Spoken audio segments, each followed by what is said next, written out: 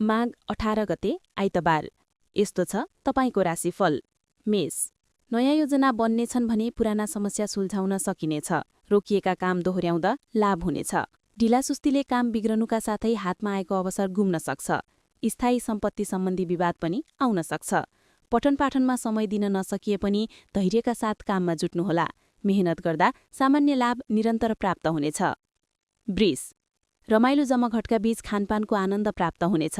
विभिन्न अवसरहरूले पछ्याउनेछन्। व्यवसायमा लक्ष्य अनुसारको उपलब्धि नहुन सक्छ। स्वास्थ्य कमजोर रहनुका साथै उपचारमा खर्च हुने योग छ। परिवारजन तथा आफन्तबीच आत्मीयतामा केही कमी आउला। बिग्रिएका सम्बन्ध र विगतका कमजोरी बिस्तारै सुधार गर्न सकिनेछ। मिथुन, खर्च बढे पनि दिगो आय स्रोत जुटाउन सकिनेछ। नजिकका साथी टाढिए पनि टाढाका साथी नजिकिनेछन्।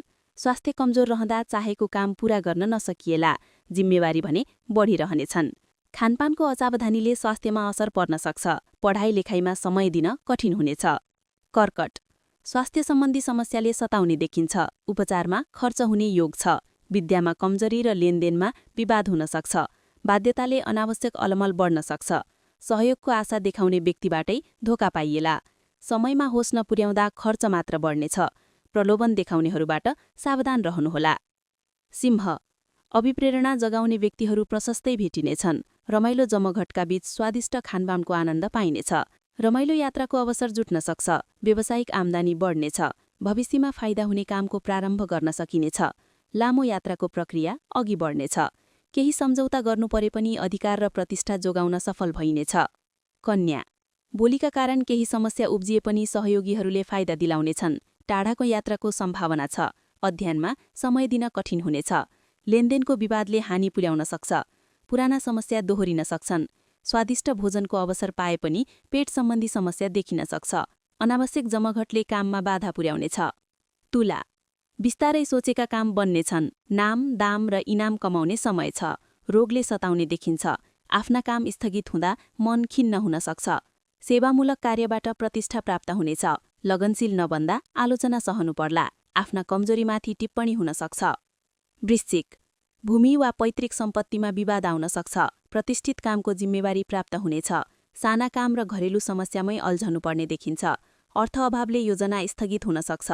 कृषिमा कामको चाप बढ्नेछ। चौपायामा केही समस्या आए पनि प्रशस्त धनार्जन हुने समय छ। धनु, व्यावसायिक क्षेत्रमा विभिन्न समस्या देखिन सक्छन्।